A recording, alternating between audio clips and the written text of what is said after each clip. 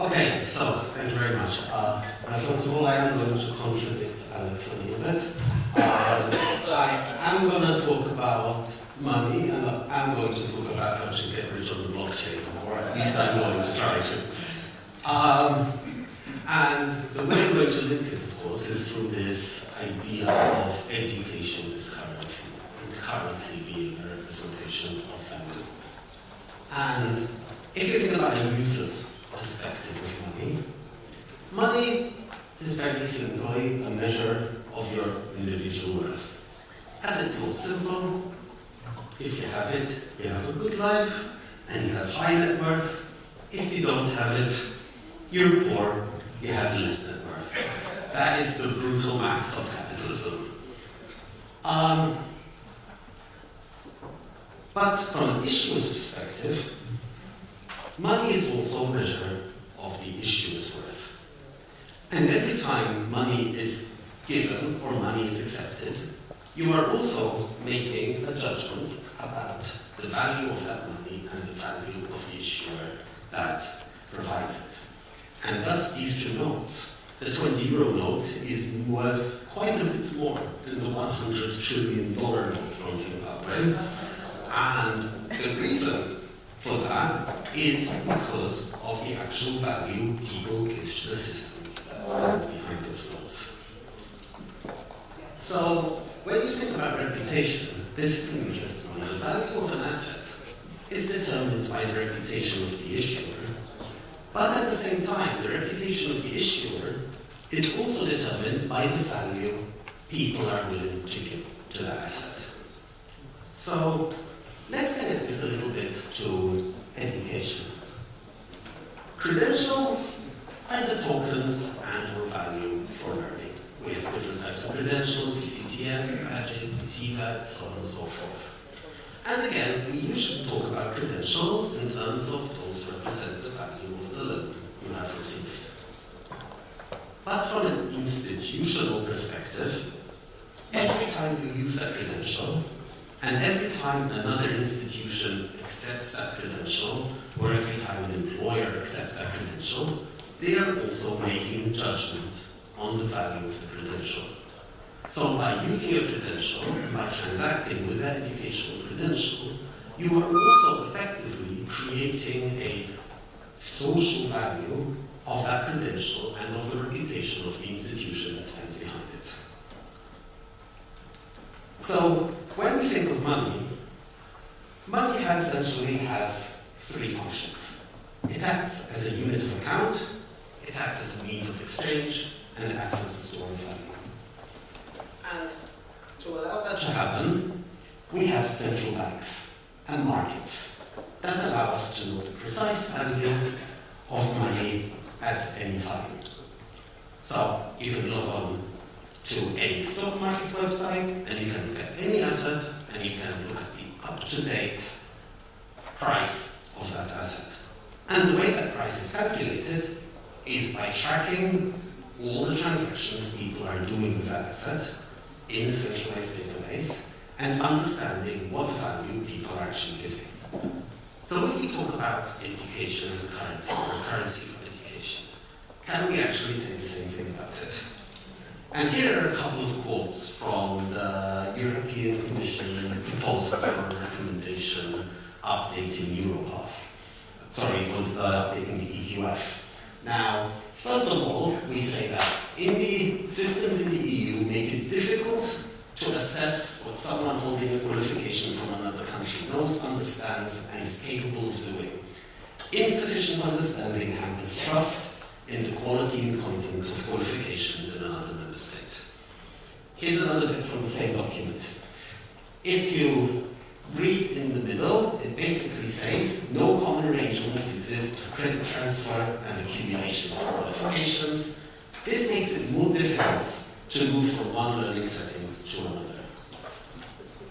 And so, when you actually think about what those two are saying, what they're actually saying is that the current system we have for educational tokens work as a unit of account, but they're malfunctioning as a medium of exchange, and they're malfunctioning as a store of set value. So credentials at the moment are failing 2 of the 3 tests needed to actually be considered a valid currency for education. And this is not for lack of trying. That's a list of just the recent legislative initiatives that have been trying to solve this problem. The Bologna process creates a system of tokens in terms of ECTS. The Lisbon Recognition Convention provides automatic recognition of qualifications. The Directive on Recognition of Professional Qualifications does it for professions like doctors and nurses and so on. The EQF describes everything using a determined vocabulary. The Diploma Supplement allows you to describe qualifications. But all of these work on one part of the system. They all look on improving the unit of account, without necessarily causing big improvements to the other 2 necessities for the currency. And the reason for this, at least the reason for this in my opinion, is that within education, we do not have a centralized way of determining the value of those qualifications. And the fact that we don't have a centralized system is not an accident. As a matter of fact, our higher education system in Europe was explicitly designed to avoid it. Higher education institutions are autonomous by design. They are autonomous to teach, they're autonomous to accept their students, they're autonomous to recognize and value credentials issued by other institutions. And there's a lot of historical reasons for this, but this autonomy is inserted at every level. The higher education sector as a whole is autonomous from government, autonomous from business. Individual institutions have their own autonomy. Individual researchers and academics have their own autonomy from the institutions. And if you want to, in modern times, blame one document, blame this. This is the Magna Carta Universitatum, signed in 1987 on the 900th anniversary of the University of Bologna. Now, if you're wondering why I'm talking about this Magna Carta Universitatum, it's because this is the document that effectively launched the Bologna process.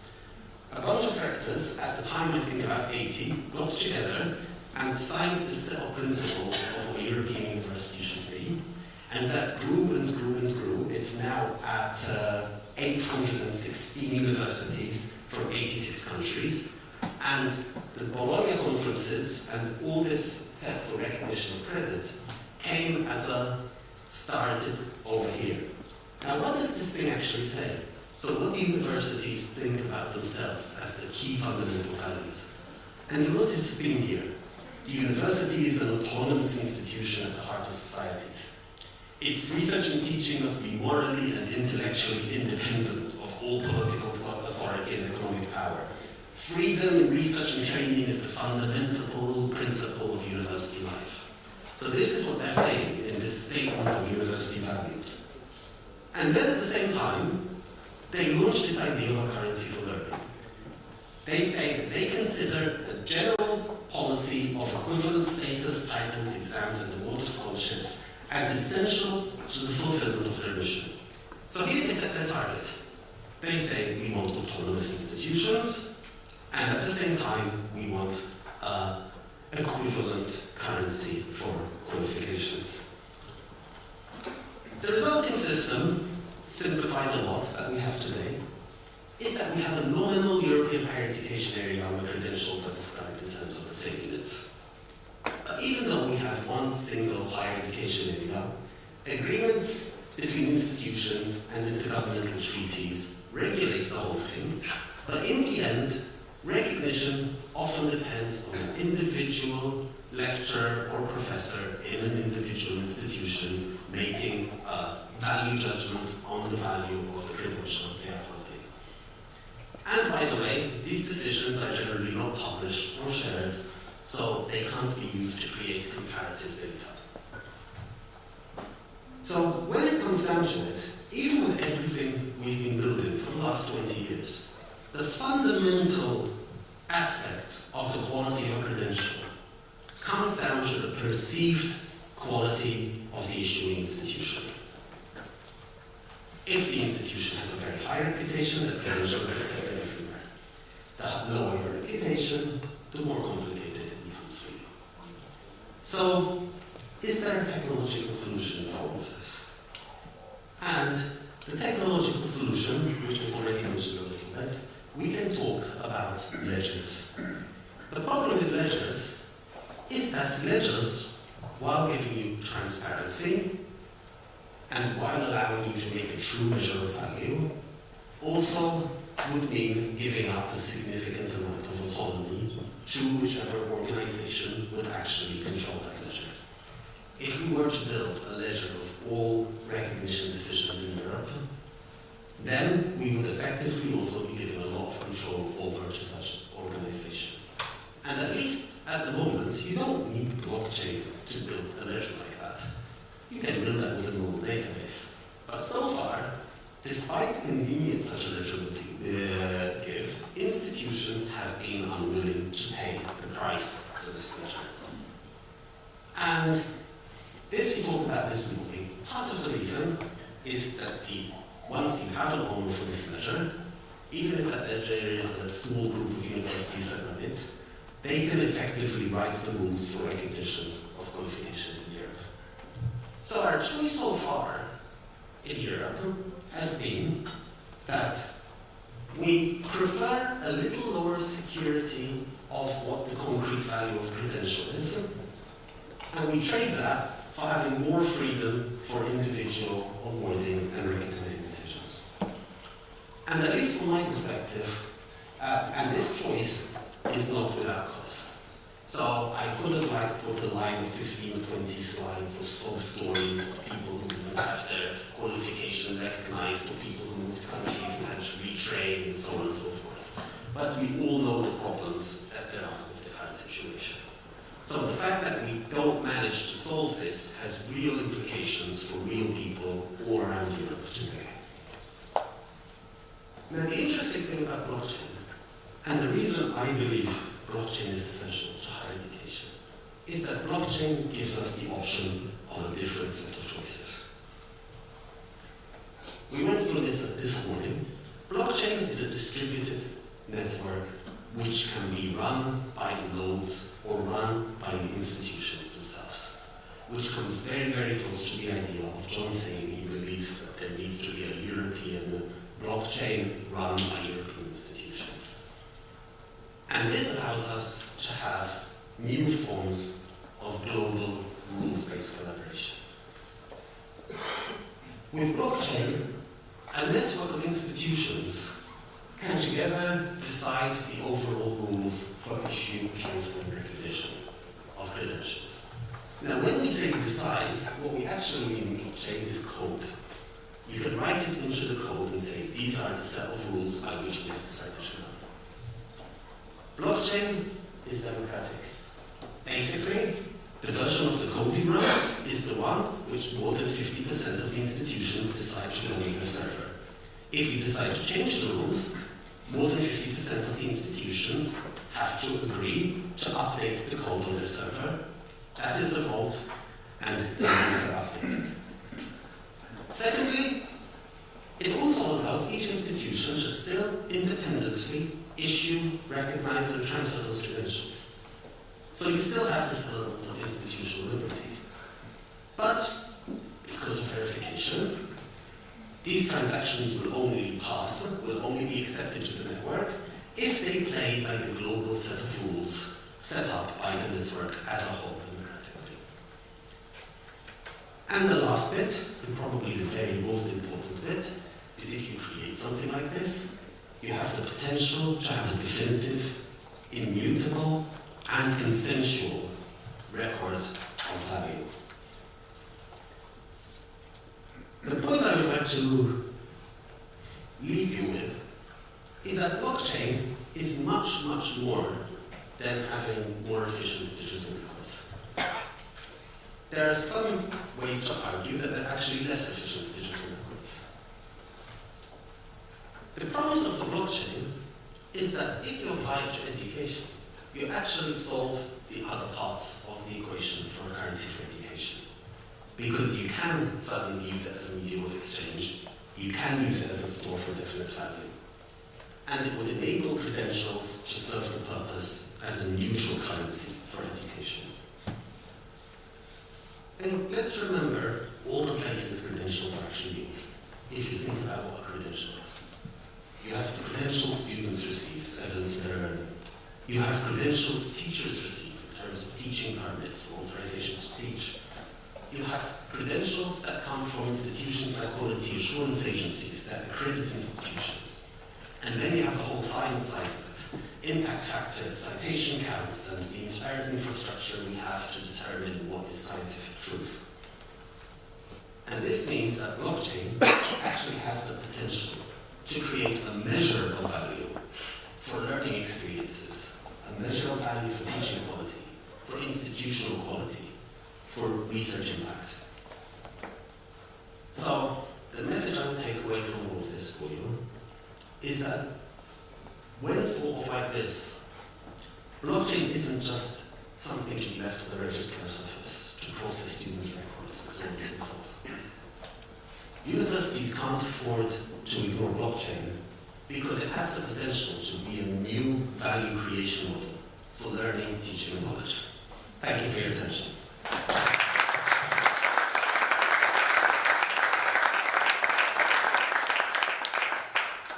Okay, thanks, Andy. And to my huge amazement, we're very beyond time. There was one question which I saw at the bottom of this disappeared, which was, will we have access to the presentations? You will more than have access to the presentations. What we normally do with these conferences, because this is the second conference we've organized as the Commonwealth Centre for Connected Learning, we'll actually produce a magazine at the end of it, and you will have, we've got cameras, so everything's being recorded, I hope. You'll have all the PowerPoints, so you'll have one package where anything that we're sharing here, it's almost like on a Creative Commons basis. The second thing I forgot is that if you want to use Twitter, use the same hashtag, which is 3CL, Commonwealth Centre for Connected Learning. It's a bit of a mouthful. And I remember with my brother Balaji here trying to think of names as to how we're going to shorten this. We came up with 3CL. We could have tried other things. Okay, so 3CL empty because you happen to be here. Okay, so if you want to tweet about it, it's 3CL empty. I think we've got probably about a good 5 to 10 minutes for questions. The first two questions are for John. Okay, who's Soren? Can Soren like that? You're really sending technical questions, man. These are really good ones. I mean, fine. So it says, I am mining is not a proof of work cryptocurrency, but a proof of brain one. Is that a relevant topic to elaborate on? That's for you, John.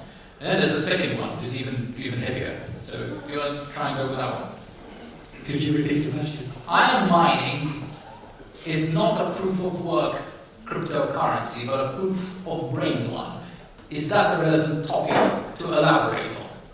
Gosh, there's a lot to unpack. Yeah, that's why I tried to find out. So maybe one thing I would say is, of course, there are a lot of criticisms of proof of work, which we haven't talked about yet.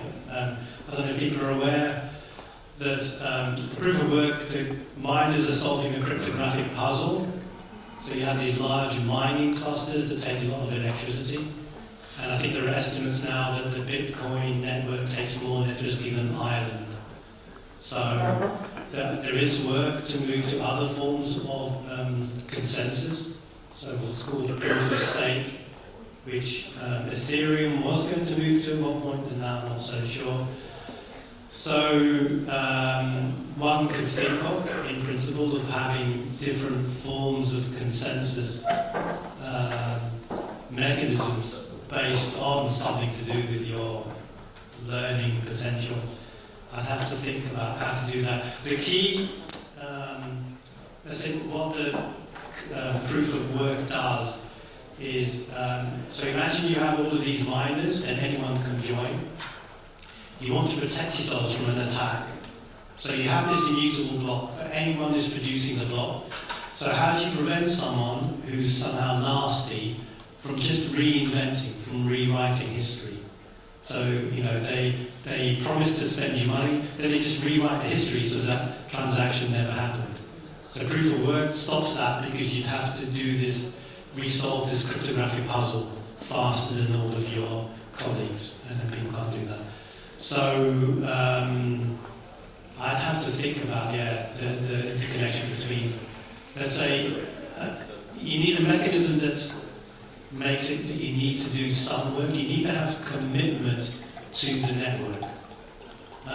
Proof of stake doesn't allow you somehow store some of your cryptographic coins in a secret place. You can think about maybe storing some of your credentials somewhere, and if you do something bad, they get burned. You lose your credentials, your reputation goes, or you stake your reputation. So there may be something around your learning reputation which applies into that work. That's let's say that solves a small problem, but also it can be a big benefit.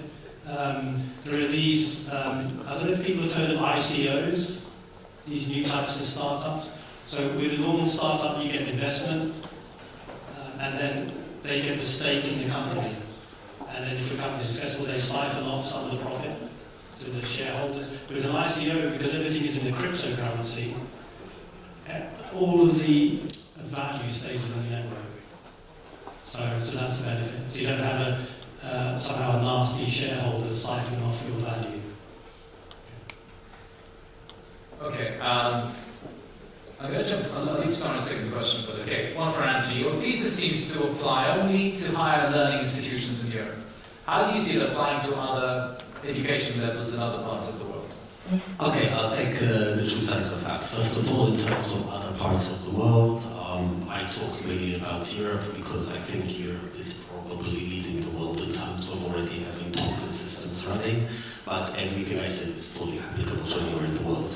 In terms of educational levels, what we're talking about is actually trying to figure out what the value is when it's mediated between many, many different institutions.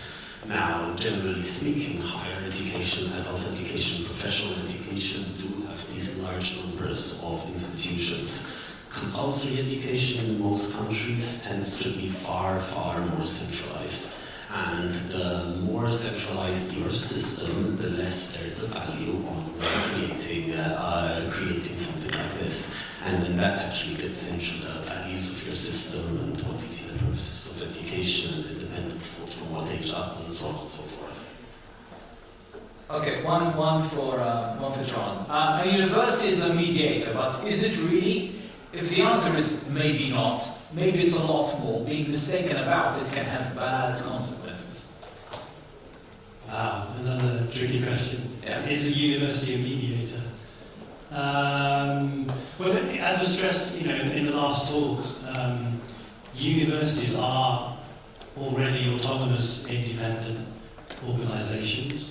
And if you think about the constituents of universities, you have the academics, which again, in a especially European tradition, the academics have autonomy. So we have this concept of tenure, which is going away in some countries, including the UK. So in some sense, an academic is supposed to be unsackable. Unless you burn the physical buildings down, you cannot be sacked, and you can say whatever you like, and that gives you your autonomy. So you can think about, what is you need to think about the extra value that the university is providing on top of these academics, and why should academics congregate to this. The other thing I would say in defense of this disintermediation, so universities as a concept are 1,000 years old. So the world has changed a little bit in there. And again, this notion of young people going to university for 3 or 4 years and coming out and knowing everything they need to know is no longer the case. If you think about a lifelong learning concept, somebody who's maybe not left university 20 years ago wants to do some upskilling, or they want to change the direction of their job, what's the best type of educational format for them? Is a university the best place for that? Or are there other forms, more lightweight processes that could accommodate them? Okay, well, I don't know what your energy levels are like. I'm gonna go for another 3 minutes max, so I'm just gonna shoot questions to these guys. Answer whichever ones you want, okay? Anthony, we have different sets of rules in recognition, EHEA. How do these set of rules in the blockchain be different? Is it really people making an assessment on the issuer's value or institutions? the case of money and education credentials. Okay, I don't really understand the first one, so I'll take it in the coffee break. The second one, in terms of, yes, it's really people that make an assessment on the institutional value of institutions. When you are trading stock, if you decide to make a big sale at a certain price, you affect the price. Each individual person deciding, I trust this university or not, and I will accept this credit within my institution, builds up a tiny, tiny part of the reputation of that institution. So while they are systems, those systems in the end are decided by individual people and what those individual people decide. Okay.